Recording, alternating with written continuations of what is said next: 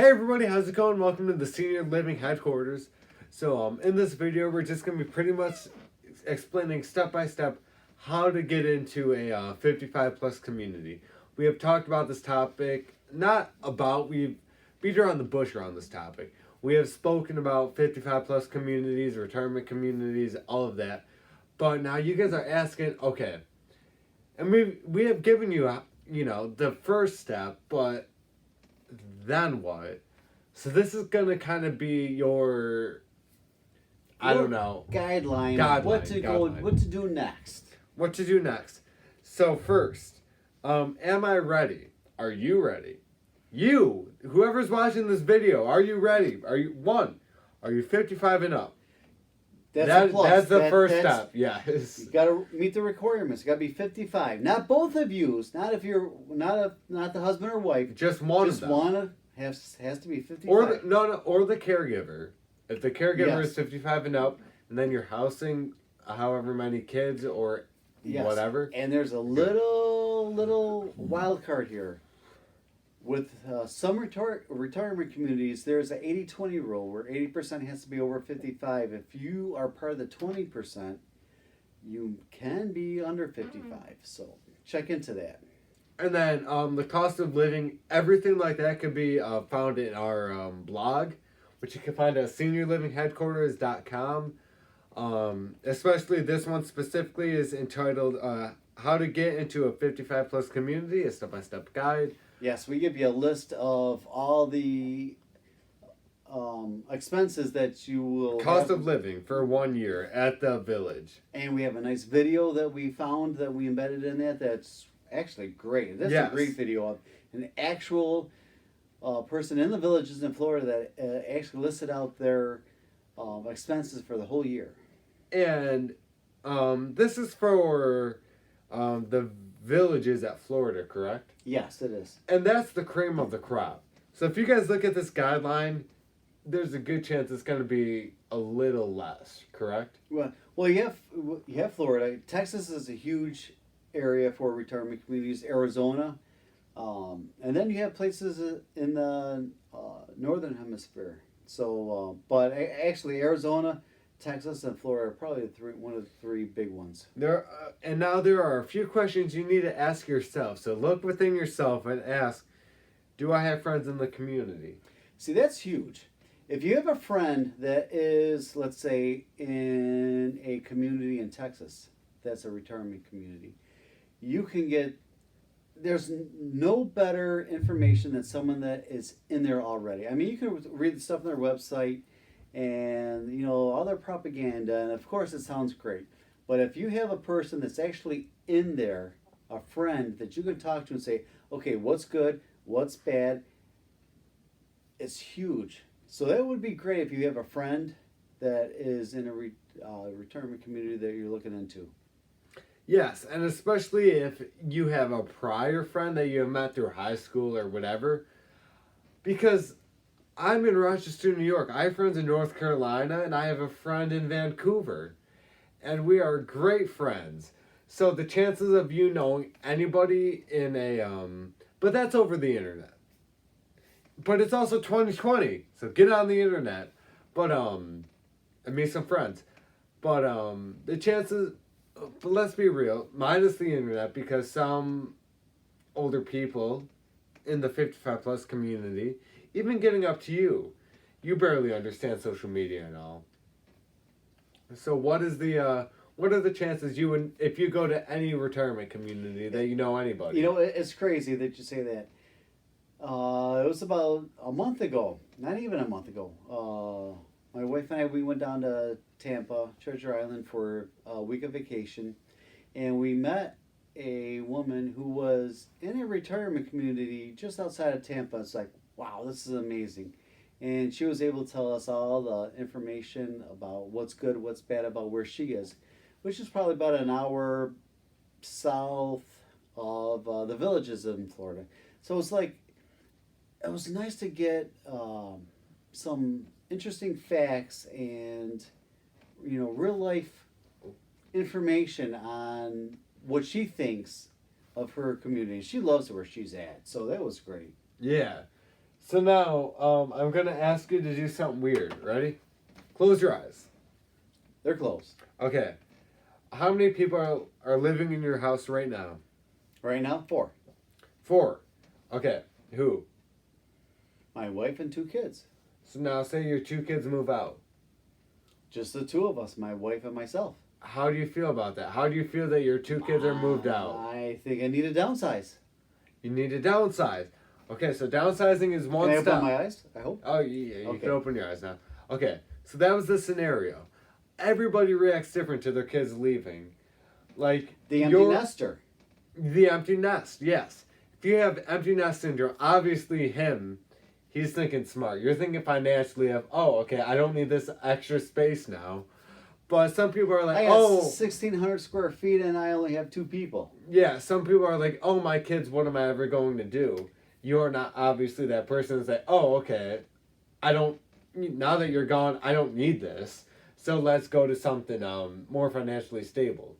And that's the opposite of an empty nester, I guess, right?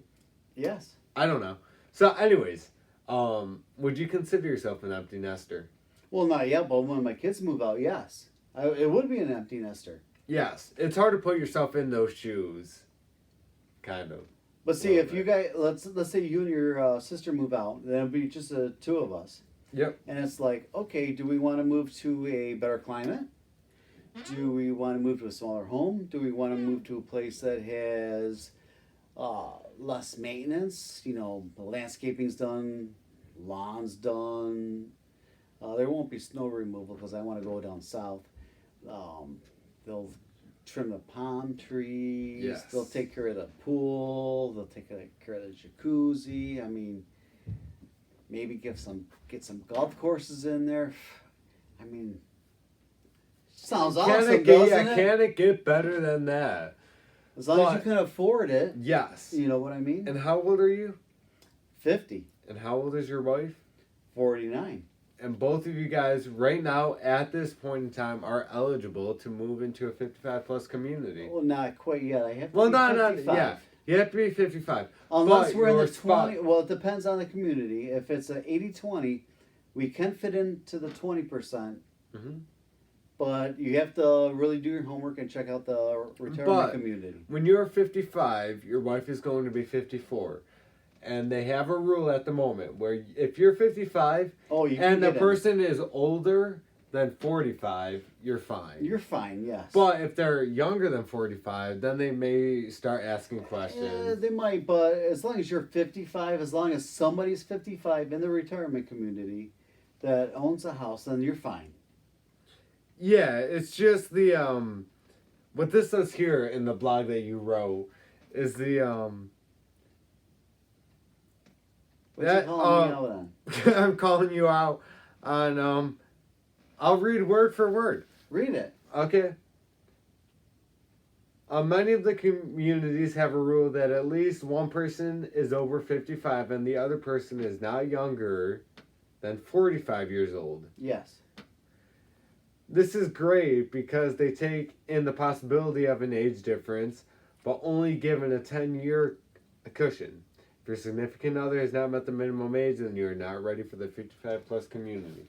What did you mean by that? Well, that's what I mean by doing your homework. That is for the majority.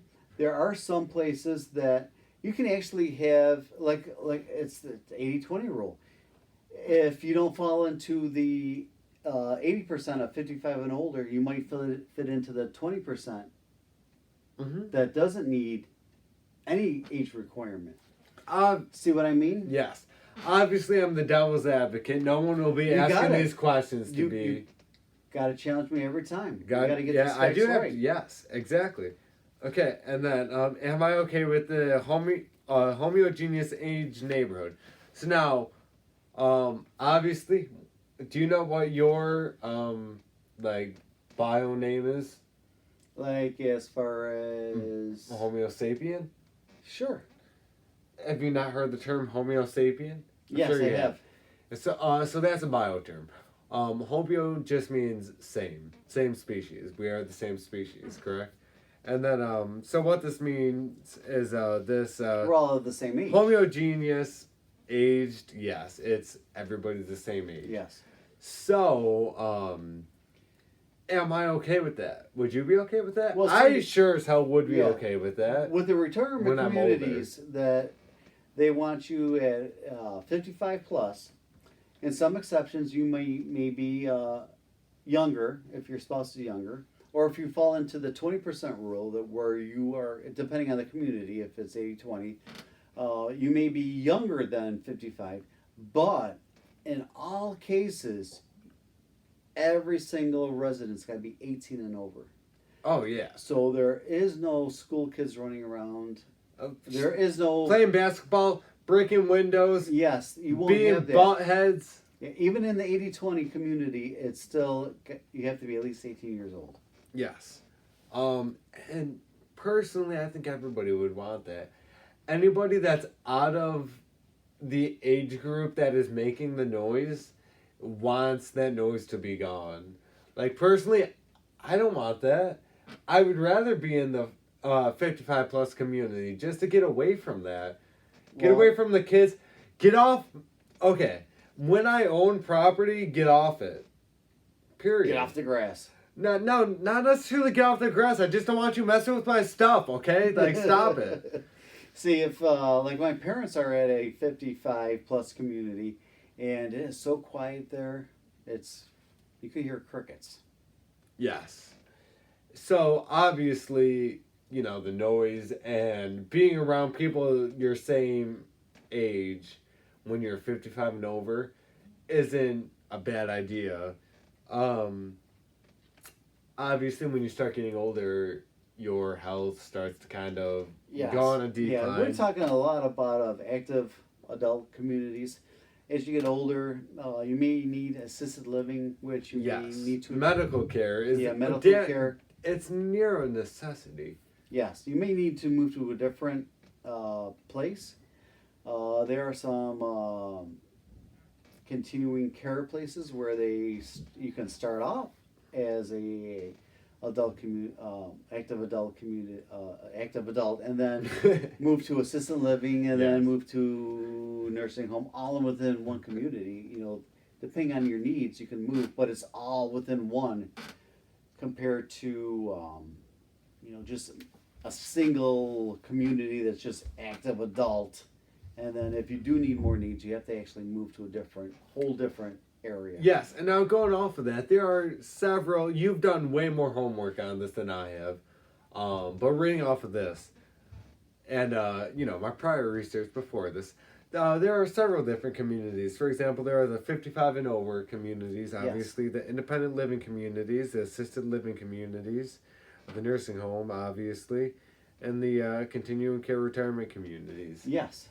And they all appease different needs. Yes, the different needs, and there's there's a whole spectrum of different ones, like LGBTQ communities. Mm-hmm. There are golfing communities.